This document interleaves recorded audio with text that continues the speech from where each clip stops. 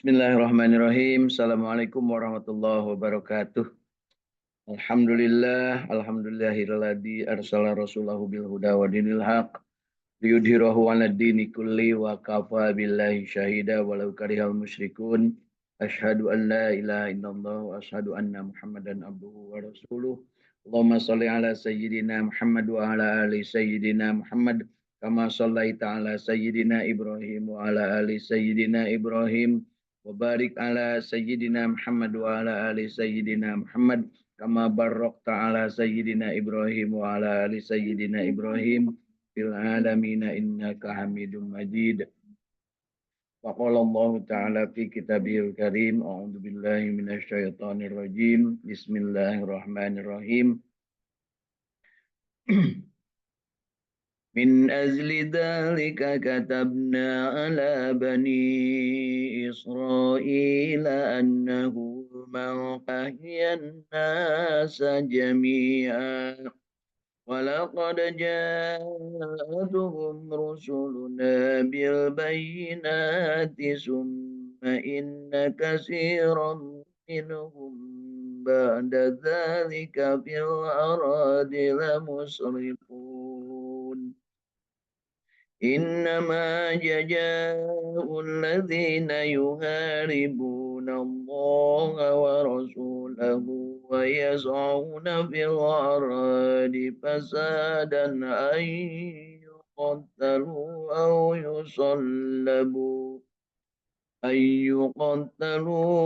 يصلبوا أو تقطع أيديهم وأرجلهم من خلاف أو ينفوا من الأرض ذلك لهم خزي في الدنيا ولهم في الآخرة عذاب عظيم إلا الذين تابوا من قبل أن تقدروا عليهم واعلموا أن الله غفور رحيم. Sadaqallahul azim. Alhamdulillahirabbil alamin. Bapak Ibu, mitra sahabat jinten semua, hari ini kita baca 3 ayat dari surat Al-Maidah, yaitu ayat ke-32, 33 dan 34. Alhamdulillah, mudah-mudahan bacaan kita yang baiknya dijadikan Allah sebagai amal ibadah, dapat nilai pahala yang benar, yang besar, yang diabadikan tidak hanya untuk kehidupan di dunia, tetapi untuk kebahagiaan di akhirat. Mudah-mudahan bacaan kita diterima yang benarnya dan yang salahnya diampuni, serta kita diberikan kemampuan untuk memahami, kemudian menikmati, mengamalkan, dan selanjutnya menyebarluaskan kepada yang lain. Baik, hari ini berbahagia di awal tahun Hijriah, di awal-awal dari bulan Muharram. Kita membaca ayat Al-Quran dan mari kita baca terjemah dan tafsir. Hari ini yang dibaca terjemah dan tafsirnya dari Tafsir Fi Jilalil Quran. Tafsir Fi Jilalil Quran karya Sayyid Qutb. Di ayat ke-32 Allah Subhanahu wa taala menegaskan, oleh karena itu kami tetapkan suatu hukum bagi Bani Israel.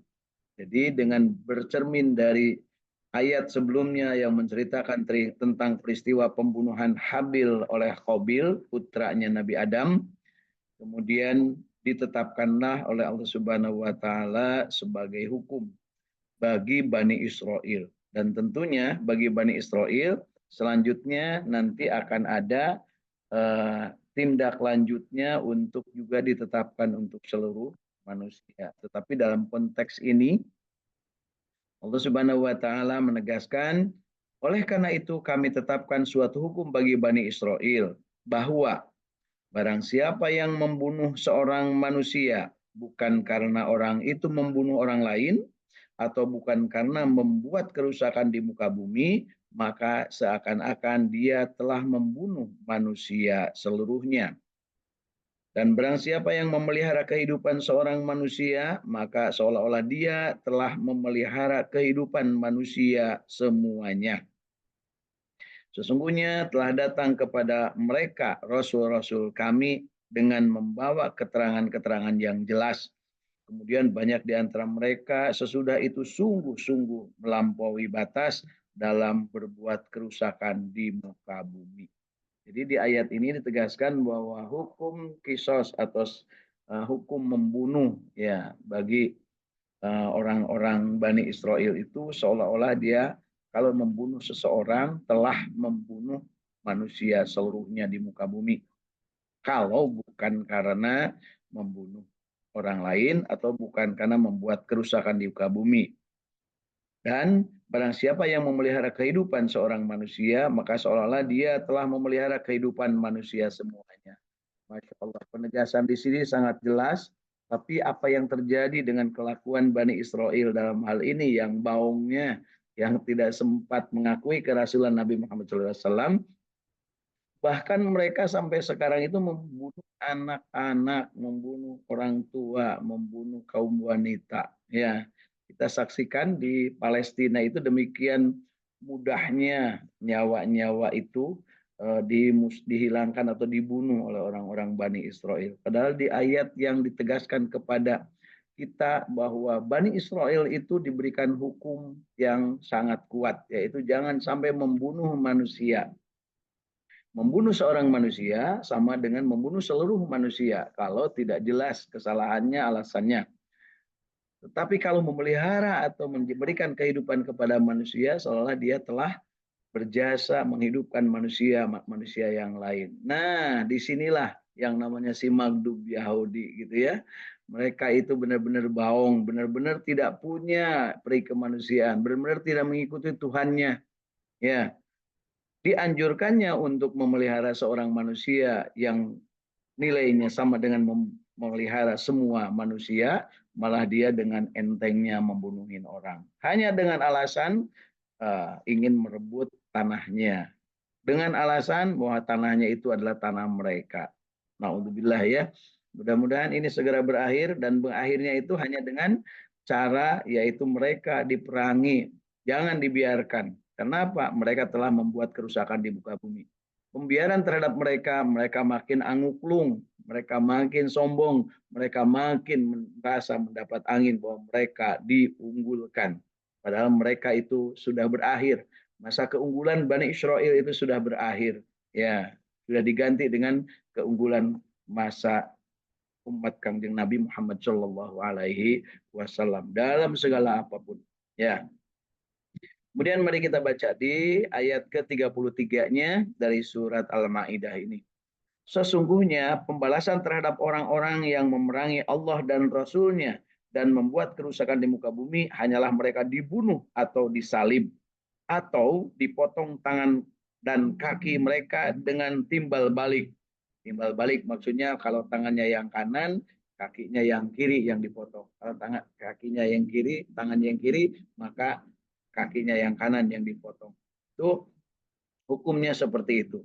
Atau dibuang dari negeri tempat kediamannya. Dibuang dalam artian benar-benar dibuang. Dibuang ke hutan, sampai mungkin terserahlah mau dimakan apa gitu ya. Pokoknya diasingkan, tidak ada di sekitar situ. Bagi orang yang melawan atau memerangi Allah dan Rasul-Nya dan membuat kerusakan di muka bumi.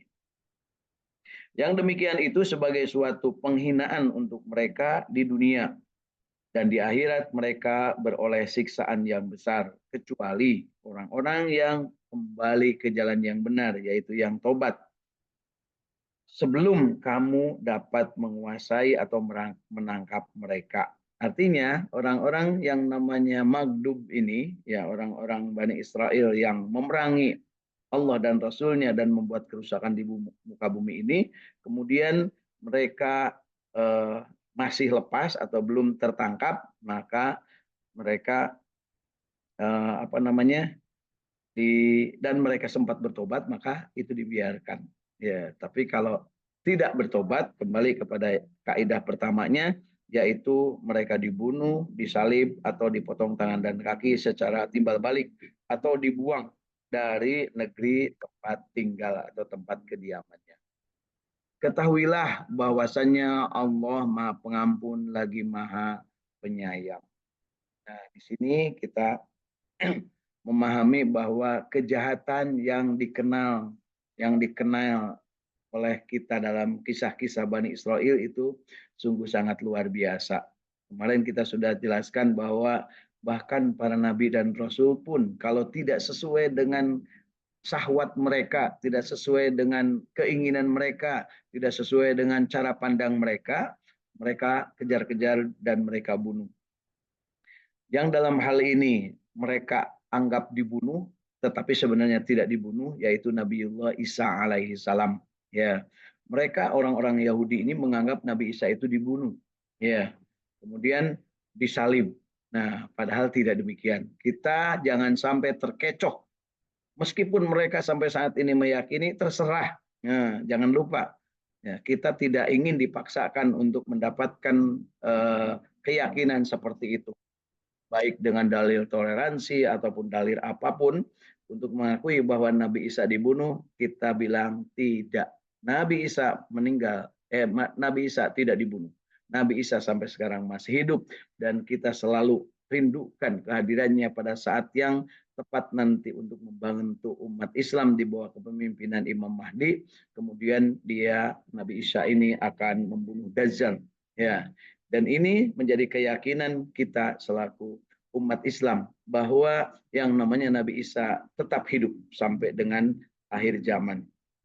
Sehingga jangan sampai kita terkecoh dengan keyakinan yang mereka miliki bahwa Nabi Isa dibunuh dan disalib. Sehingga kita secara tidak langsung banyak di antara kita yang terkecoh dan mengakui penyaliban, mengakui adanya pembunuhan terhadap Nabi Isa. Tidak, ya. Sekali-kali jangan sampai mengakui seperti itu, karena kalau mengakui seperti itu berarti kita kafir. Ya, kita kafir. Apalagi sampai kita kebablasan lebih parah lagi, mengakui bahwa Nabi Isa adalah anaknya Allah, naudzubillah. Atau mengakui bahwa Nabi Isa itu Tuhan, Nabi Isa itu Allah. Nah, gitu ya. Baik, jadi kan kita sering dengar ya bahwa ada Tuhan Bapa, ada Allah, ada Rasul Kudus. Nah, itu kita harus hati-hati. Kita umat Islam jangan sampai terkecoh. Disebut terkecoh itu bisa jadi karena memang kita secara tidak sadar mengakui itu, atau dalam paksaan. Nah, dalam paksaan kita diminta untuk mengakui itu. Hati-hati, itu artinya menimbulkan jiwa kekafiran dalam diri kita. Allah esa, Allah tunggal, tidak beranak dan tidak diperanakan. Itulah lam yalid walam yulad walam yakul lahu kufuwan ahad. Ya, sangat jelas. Ajaran Islam sangat jelas, tidak ragu sedikit pun, tidak ada keraguan sedikit pun tentang hal itu. Nah, di ayat ke-32, ayat ke-33 dan ayat ke-34 dari surat Al-Maidah ini adalah pedoman bagi Bani Israel. Ya, pedoman bagi Bani Israel. Di sini di dalam keterangan disebutkan bahwa karena adanya contoh-contoh mengenai urusan-urusan kemanusiaan ini, karena kejahatan terhadap orang-orang yang cinta damai, tenang jiwanya, baik-baik, bagus akhlak, serta tidak menginginkan kejahatan dan permusuhan, karena nasihat-nasihat dan peringatan-peringatan sesudah tidak berguna pada sebagian manusia yang berwatak jahat, dan kecintaan dan ajakan damai sudah tidak dapat lagi mencegah kejahatan tersebut hingga ke dalam lubuk hati yang amat dalam, maka kami jadikan kejahatan membunuh seorang manusia itu sebagai dosa yang sangat besar. Jadi dalam pengertian ini untuk umat Islam, dengan kisah tentang bagaimana Bani Israel di saat itu dengan seenaknya membunuh orang tanpa adanya merasa diri punya konsekuensi terhadap alam, ya, atau berbuat kerusakan di muka bumi. Berbuat kerusakan di muka bumi itu macamnya banyak. Jadi kalau membunuh itu disebut benar-benar membunuh. Kalau membuat kerusakan di muka bumi itu paling tidak yang kita kenal adalah berjudi. itu membuat kerusakan di muka bumi.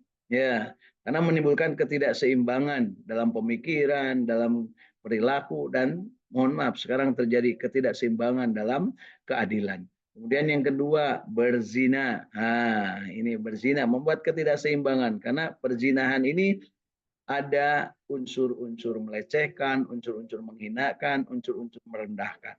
Kemudian yang ketiga, mabuk-mabukan. Yang ketiga, mabuk alias teler, alias apa istilahnya ya, menjadi sedeng gitu ya, menjadi otaknya tidak waras, menjadi telempeng lah, menjadi kurang saunan ya, menjadi orang yang tidak mampu membedakan mana benar mana salah. Kemudian berikutnya adalah yang disebut dengan maling, ya maling atau korup lah kalau sekarang. Jadi koruptor ini adalah membuat kerusakan di muka bumi. Jadi koruptor itu perusak ya, di muka bumi. Tapi kita lihat hahe aja koruptor ya, bahkan mungkin tidak miskin-miskin itu koruptor. Kenapa? Sebelum dia ditangkap dia sudah menumpuk harta lebih dulu.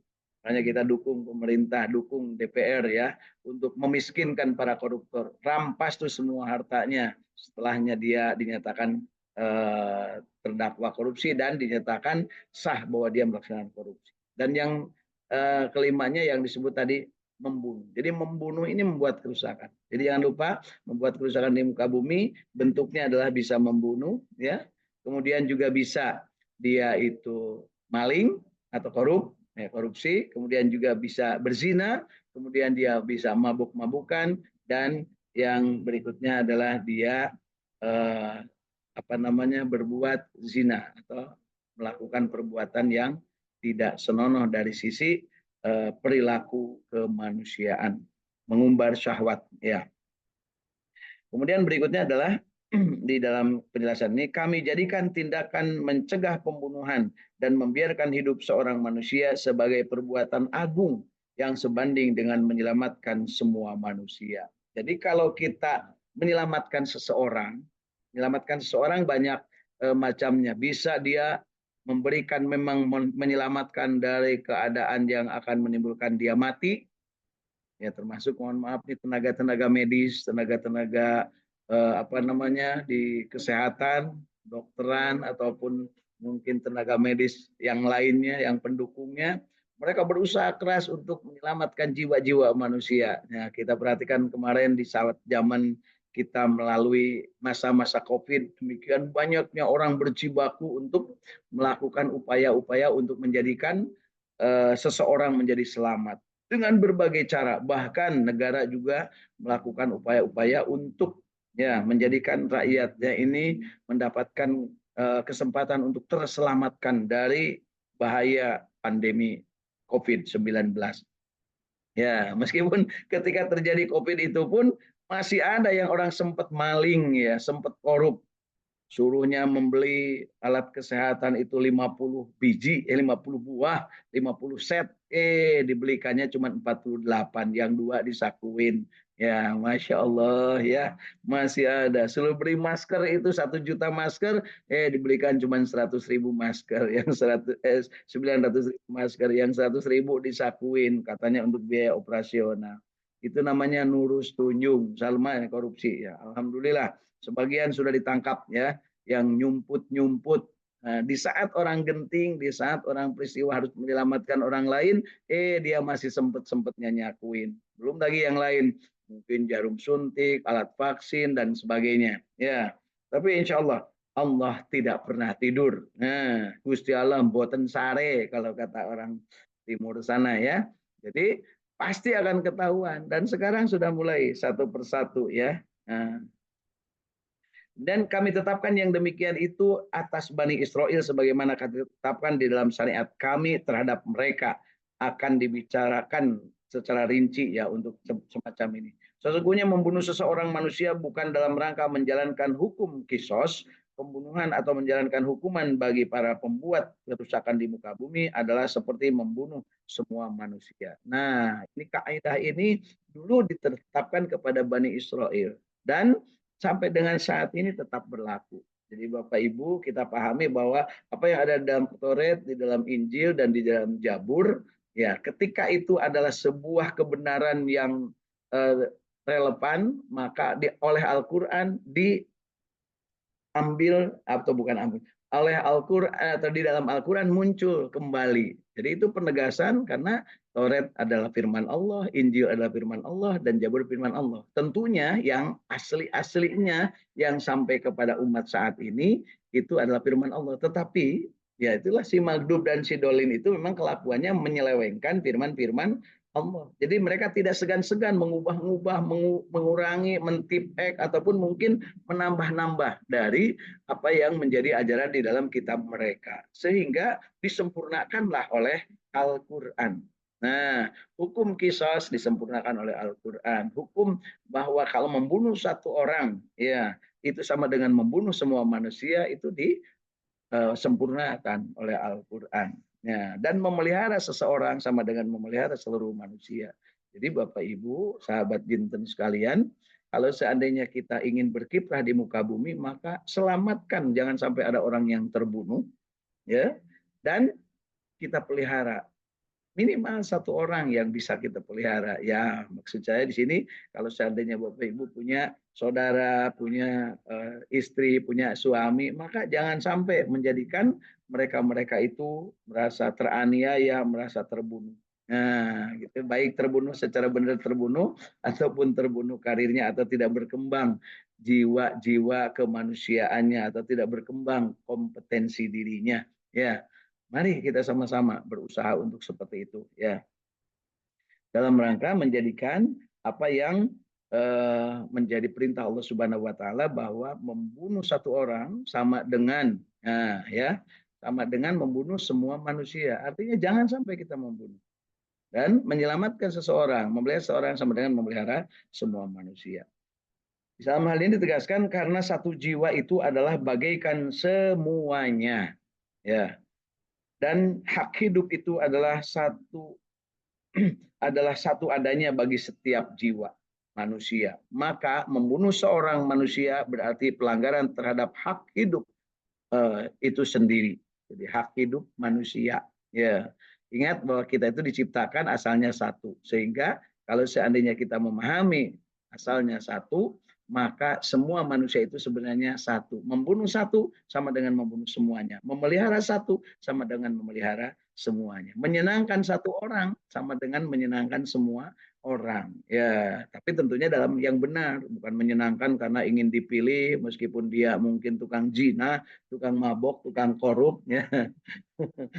Ini lagi ngetren sekarang. Jadi harus saya sampaikan, harus kita sampaikan, harus kita pahami bahwa hal itu terjadi. Betapa sekarang itu orang yang tahu bahwa dia itu berzina kemudian dipilih dijadikan pejabat. Ya, alhamdulillah. Sekali lagi, Gusti Allah beten sare katanya.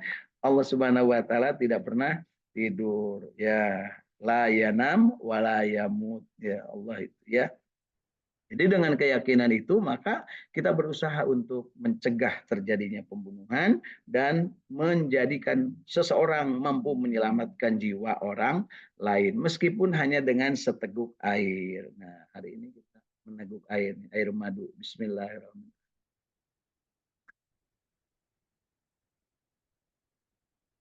Alhamdulillahirabbil alamin. Silakan yang di depannya ada air minum atau mungkin ada makanan untuk disantap. Bagi yang sedang tidak saum, ya, bagi yang sedang tidak saum, bagi yang saum jangan, yang saum sunnah melaksanakan dari tanggal 1 sampai tanggal 10 Muharram silakan. Bagi yang berkeyakinannya tanggal 10 Muharram saja silakan. Ada yang berkeyakinannya dari tanggal 9 dan 10 juga silakan. Ya, bagi yang berkeinginan saum Daud juga silakan. Bagi yang saumnya Senin Kamis juga silakan. Kemudian kita termasuk yang mendapat berkah, mendapat kebaikan dari apa yang kita niatkan masing-masing. Nah, alhamdulillah. Ini lagi nih karena tidak saum, jadi mungkin halal ini ya. Bukan mungkin, memang halal. Ini namanya pisang goreng. Tuh, asli ya. Nih, alhamdulillah. Hatur nuhun. Biar kita santap duluan. Bismillahirrahmanirrahim. Alhamdulillah. Mudah-mudahan ini yang goreng pisang ini termasuk yang menyelamatkan orang lain di saat perut lapar dan menyenangkan orang lain. Alhamdulillah.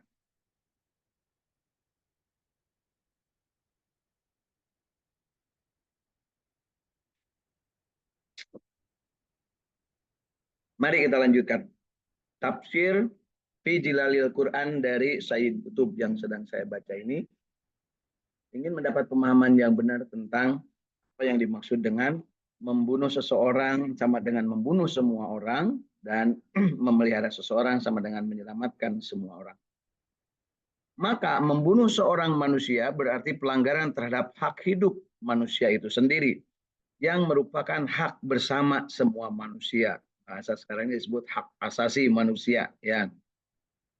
Demikian pula mencegah pembunuhan dari seseorang dan membiarkan hidup karena usaha pencegahan baik ini merupakan pencegahan yang dilakukan sewaktu yang bersangkutan masih hidup maupun dengan menjalankan hukum kisos bagi yang melakukan kejahatan pembunuhan tersebut untuk mencegah terjadinya pembunuhan berikutnya terhadap orang lain.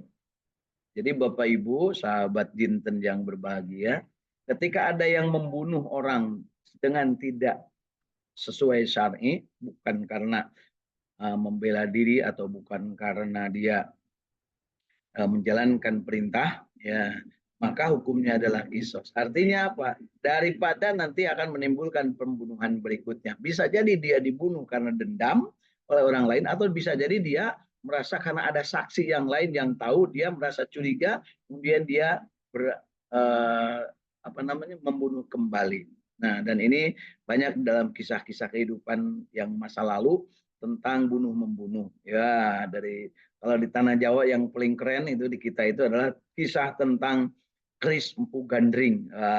Ini kan Ken Arok bunuh ini, bunuh ini, bunuh ini, bunuh ini sampai 7 turunan. Konon kabarnya begitu. Saya juga tidak ada di situ waktu itu ya. Tapi yang jelas itu merupakan bagian bahwa seseorang yang membunuh akan ada yang membunuh yang lain, dan kalau seandainya dia tidak membunuh maka tidak dibunuh maka dia akan terbunuh. Ya, itu yang terjadi ya. Ada Empu Gandring, ada Tunggul Ametung, ada Ken Arok, ada berebut perempuan, ada Ken Dedes. Sampai sekarang. Kejadian itu tetap akan terjadi di dunia ya. Jangan lupa ada yang seseorang tidak dalam keadaan tidak sabar membunuh orang lain. Ya, kemarin ada seorang perempuan membunuh suaminya karena apa? Karena suaminya uh, terlibat dalam judi, kan gitu ya. Ada juga yang seseorang anak yang membunuh orang tuanya. Ada juga seorang jenderal yang membunuh anak buahnya. Ada juga seorang teman yang membunuh temannya. Ya, kasus yang sekarang lagi cuat ini. Nah, Mr. Peggy-nya sudah dibebaskan ya, alhamdulillah. Itu urusan bunuh-membunuh sampai sekarang nggak jelas nih orang Cirebon nih, barangkali lagi nama kotanya lagi naik daun ya. Ya, Peggy Cirebon, Vina Cirebon, Eki Cirebon. Wah, pokoknya nama lagi ngetop lah orang Cirebon. Selamat ngetop ya. Kemudian di dalam dalam keterangan berikutnya, maka tindakan itu seperti menghidupkan atau membiarkan hidup semua manusia. Jadi kembali ditegaskan, ketika ada seseorang yang membunuh orang lain, meskipun hanya satu orang, tanpa syar'i, tanpa dibenarkan, maka dia laksana membunuh semua manusia. Tetapi ketika dia melaksanakan memelihara orang lain, termasuk menghilangkan atau menjalankan hukum kisos, membunuh orang yang membunuh, supaya tidak terjadi pembunuhan, maka itu sama dengan menyelamatkan semua. Jadi kalau kita membiarkan pembunuh berkeliaran, nah itu berarti ketidakamanan di dalam sebuah kawasan akan terjadi. Ya, karena tindakan itu sebagai pemeliharaan terhadap hak hidup yang merupakan hak bersama semua manusia. Ya, insya Allah. Mudah-mudahan kita termasuk yang terpelihara dari bunuh. Mudah-mudahan kita juga terpelihara dari 4M yang lain. Jadi mateni, madon, madat, maling, dan satu lagi main perempuan, madon. Ya, jadi 5M itu adalah faktor yang mengakibatkan kerusakan di muka bumi. Dan yang paling parah adalah membunuh. Semua M ini adalah dosa besar. Dan dosa yang paling besar adalah syirik. Ya, tidak termasuk dalam 5M kalau yang syirik. Ya. Kembali kepada penjelasan yang telah kami kemukakan mengenai hukum-hukum ini, maka tampaklah bahwa ketetapan ini hanya berlaku terhadap warga negara di dalam Islam. Dalam hal ini, hukum-hukum itu di dalam negara yang sudah menganut kaidah Islam secara penuh berlaku. Orang membunuh dibunuh kembali dan apa namanya? Kalau di dalam negara-negara yang belum memakai sepenuhnya hukum Islam tentunya ada yang disepakati. Tetapi pada prinsipnya bahwa yang membunuh harus dihukum karena tidak sesuai dengan apa namanya hak asasi manusia. Nah, tapi masalahnya hukumnya dilihat dulu apakah dia sengaja, apakah berencana, apakah dia memang terpaksa dan seterusnya dan seterusnya. Ya. Jadi adapun daerah atau warga negara di daerah-daerah yang tidak sepenuhnya menjalankan syariat Islam, maka ada hal-hal yang disepakati antar para penduduknya. Jadi ada, kalau di kita istilahnya ada hukum acara pidana atau hukum acara perdata. Nah itu turunan-turunan dari hukum-hukum yang disepakati. Ya. Kemudian di dalam ayat ke 32 dan 33, 33 dan 34, sesungguhnya pembalasan terhadap orang-orang yang memerangi Allah dan Rasul-Nya dan membuat kerusakan di muka bumi hanyalah mereka dibunuh atau disalib atau dipotong dengan tangan dan kaki mereka yang timbal balik atau dibuang dari negeri tempat kediamannya. Ini kembali kepada kondisi di masing-masing negara yang disepakati. Ya. Tentunya ada yang belum menjalankan ini. Ya Allahu alam. Kan mudah-mudahan kita termasuk yang berkeinginan untuk suatu saat seluruh yang namanya kaidah-kaidah hukum-hukum dari Al-Quran ini diterapkan di muka bumi ini agar menjadikan negara dan juga bangsa dan juga tanah air dan juga seluruh kehidupan di muka bumi ini menjadi aman, damai, tentram, sentosa. Tetapi jangan lupa, ya, jangan lupa ketika ada yang ingin menegaskan, ingin ada yang menegakkan tentang hukum-hukum Allah dijalankan, pasti akan ada, ya, pasti selalu akan ada yang tidak setuju. Ya, bahkan ada yang mendukung mateni, orang si pembunuh banyak pembelaannya. Ada yang mendukung madon, tukang zina, ada yang pembelaannya. Ada yang pun maling, korupsi, banyak pembelaannya. Kemudian ada yang juga yang tukang mabuk, banyak pembelaannya. Mabuk judi, mabuk perempuan, dan tukang apa namanya zina ada yang membelanya. Ya, mudah-mudahan kita juga termasuk yang senantiasa mampu membedakan mana ini benar, mana ini salah, sehingga pada saatnya kita terhindar dari kelakuan 5M tersebut. Ya, kejahatan yang dikenal sanksi sebagaimana ditetapkan dalam nas Al-Quran ini ialah tindakan melawan imam atau pemerintah muslim yang mengatur pemerintahannya dengan syariat Islam. Nah, jadi kembali kepada apa yang menjadi ketentuan di masing-masing. Silahkan untuk kita bersama mengikutinya. Jangan sampai kita belum sepakat kita sudah menetapkan sendiri. Ingat bahwa hakikat dari hukum Allah itu adalah diberikan untuk mengatur kebaikan manusia. Dan tentunya pada saat mengatur kebaikan manusia, mereka harus sepaham dulu dalam hal urusan yang disepakati. Jangan main paksa gitu ya. Jadi tidak ada paksaan dalam agama. Lakum dinukum waliyadin. Kalau mereka belum paham, jangan paksa. Ingat, kalau belum paham, jangan paksa. Karena kalau dengan pemahaman yang benar, akan menimbulkan amalan yang benar. Alhamdulillah. Nah, kemudian disebutkan di sini bahwa di dalam kehidupan manusia ini yang demikian itu sebagai suatu penghinaan mereka. Jadi yang namanya melakukan upaya pembunuhan atau menghilangkan nyawa orang lain atau melawan memerangi Allah dan Rasul-Nya dan membuat kerusakan, ya, membuat kerusakan itu dia selalu membuat onar gitu. Yang disepakati begini, dia berbuat seperti ini. Nah, itu merupakan penghinaan kepada mereka untuk dilakukan upaya pemberian sanksi, ya, kecuali orang-orang yang bertobat. Nah, kalau orang yang bertobat, Allah saja Maha Pengampun. Kita manusia harus punya jiwa-jiwa untuk mampu mengampuni atau memaafkan orang lain. Jadi kalau yang sempat bertobat, ya tentunya jangan dilakukan atau dibunuh atau dihukum dengan cara yang seperti itu. Kecuali memang ketentuannya sudah harus seperti itu. Jadi jangan sampai ada dalam hukum kisos, kemudian dalam hukum kisos itu bunuh, kemudian bunuh lagi. Tetapi keluarganya memaafkan karena dia sudah bertobat, mohon maaf, berbuat baik, maka keluarganya bisa memaafkan. Bahkan ada yang kemudian keluar menjadi keluarga. Karena bisa jadi waktu membunuh dalam keadaan yang mungkin dalam keadaan mabuk, mungkin dalam keadaan tekanan, mungkin dalam keadaan paksaan dan seterusnya.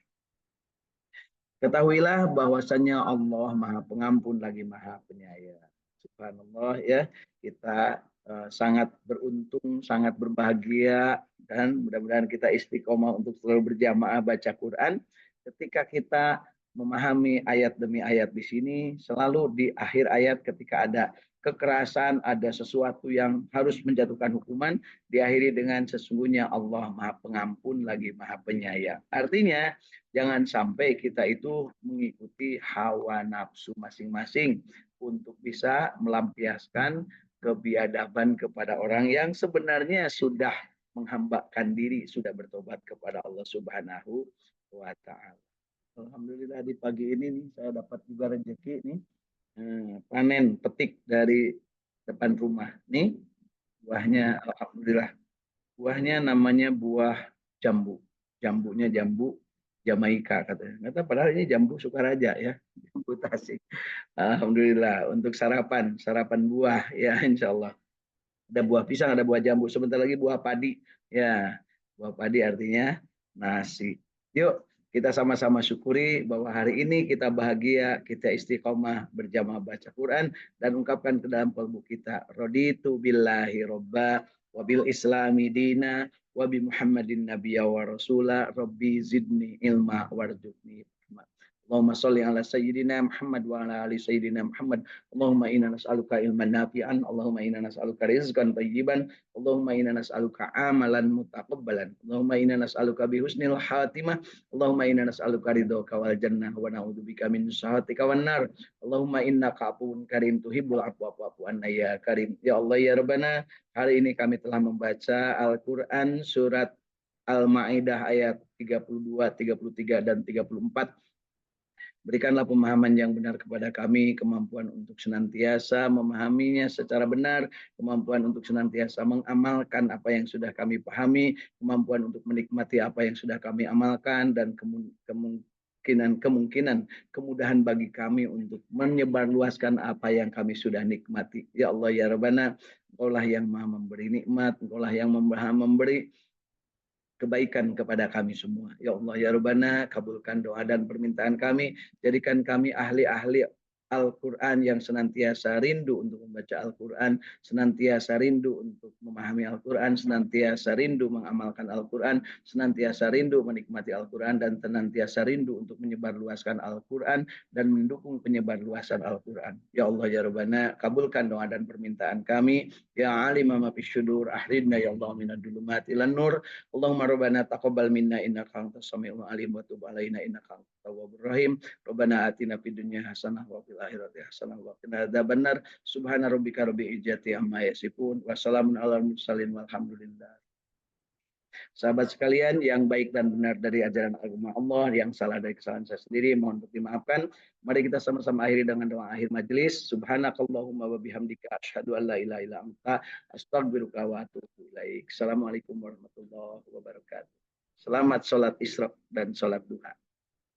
Waalaikumsalam warahmatullahi wabarakatuh.